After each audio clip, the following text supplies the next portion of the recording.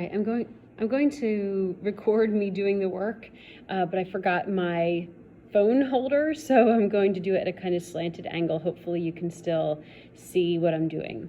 So number one, everything is simplified on both sides already. So I'm going to add 4x to both sides. I'm choosing to do that so that I get a positive value with my x instead of a negative, so I cancel here. Negative 11 equals 8x plus 21. Subtract 21 from both sides. Cancel here, so we have negative 32 equals 8x. Divide both sides by 8. X equals negative 4. All right, again, you do not need to watch this if you got it right. So when you go and check your work and you got the problem right, don't spend your time watching the video. You already got it right. You're good. All right, number two, I'm going to multiply everything. I'm going to clear my fraction first and multiply everything by 4. Don't forget the 4's got to be multiplied by every single term. So 4 times a half is going to be 2. 4 times 3 is 12. 4 times 2 is 8. 4 times 3/4 is 3. Now I'm going to choose to add 3k to both sides. Get 5k minus 12 equals 8. These cancel. Add 12. I get 5k equals 20. Divide by 5. K equals 4. Number 3. 3 times negative 2 minus 3m. Okay, I want to reduce both sides first, so on the left I'm going to distribute my 3.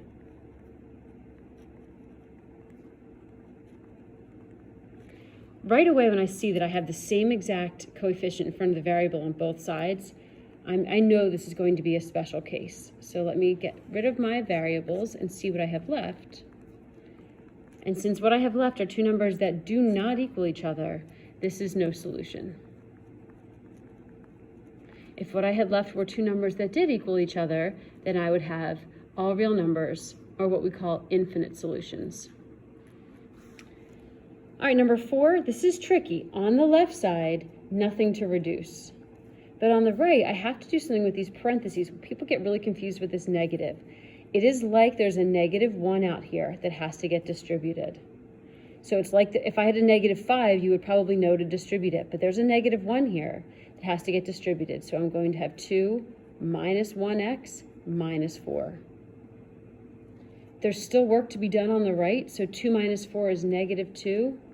Now that side is totally reduced, and I can go back to my problem and get my variables together. It really doesn't matter. Do I want to add 5x to both sides or add 1x to both sides? It doesn't matter. I'm going to add 5x because I know that's going to give me a positive value with my x. Now I'm going to add my 2. Negative 8 equals 4x. Divide, x will equal negative 2. Okay, let's not try not to run out of room.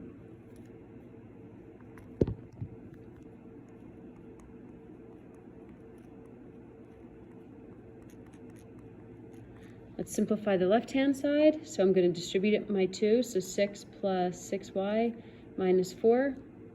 On the right side, I also have to do some reducing. I'm going to distribute the 4.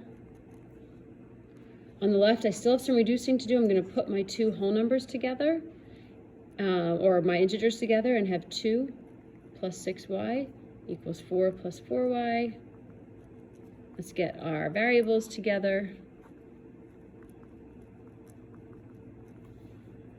Subtract 2 from both sides. Divide, and y equals 1. Okay, new page, make sure to keep track of the number. Number 6. Fractions, 2/3 x minus 1/6. So the first thing I want to do with my fractions is I want to clear them. So I'm going to multiply everything through by a number that will cancel out all of the bottoms, all the denominators. So what number will do that? Well, 6.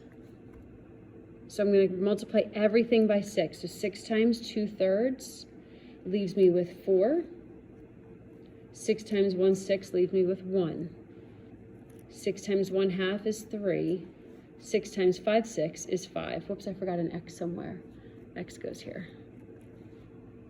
Okay, now I'm down to a fairly simple problem, but without getting rid of those fractions, this is a lot harder. I'm going to choose to subtract 3x from both sides, add 1. There's my answer, x equals 6. Okay, 7 is also tough because of the fraction. Okay, so I want to clear the fraction. So I'm not going to distribute first. I'm going to clear the fraction. I'm going to multiply everything by 6.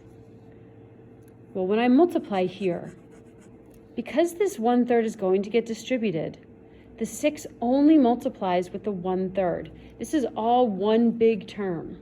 So 6 times this entire term is 2, which I will then have to distribute. So this is a good one to make sure you go over. Whoops. I've been sitting for too long and the lights went out. There we go. On the other side, I also have one big term. 6 times 1/6 is 1.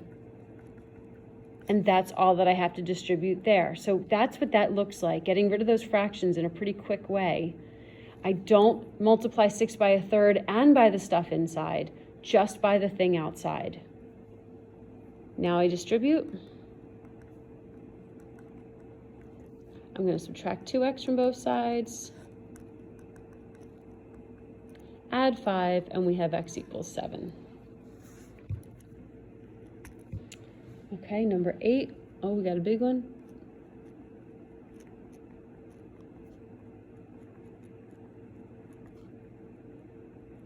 Okay, a lot going on here. So on the left, let me simplify that. So I'm going to have 2a minus 16 plus 7. And put the two integers together, so 2a minus 9. On the right, I'm going to have to distribute. And I'm going to put my variables together, so that's going to give me 2a. And then my integers together, minus 9. These two things equal each other. Oh, I'm sensing a special case. Subtract 2a from both sides. End up with -9 equals -9. Awesome, I have all real numbers, because I end up with a statement that was true. Okay, number 9. This is an old one from last week. I didn't even put variables on both sides. I just wanted you to remember what to do. So we multiply both sides by 4, clear that fraction. 4 times 4 cancels. Remember, I put parentheses around these just in case. So 2x minus 5 equals on this side -12. Turns out I didn't need the parentheses because the 4 completely canceled, so I don't really need them here. Add 5 to both sides, so 2x equals, if I add 5, -7, x equals -7 over 2. Leave your answer like that. And number 10,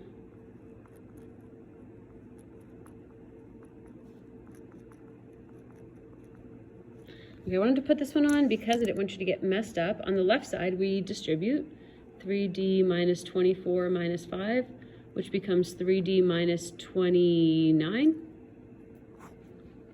And on the right, I didn't want you to add these two up. I was afraid some people might do that, so you don't. You have to distribute first. Parentheses come first. So 1 plus 9d plus 18 becomes 9d plus 19. Now I've got the equation back together. I'll subtract 3d from both sides. -29 equals 6d plus 19. Oh, I'm running out of room. Minus 19, minus 19. I'm going to come over here. 6d will equal -29 minus 19, so -48. So d will equal -8. Divide both sides by 6. Awesome.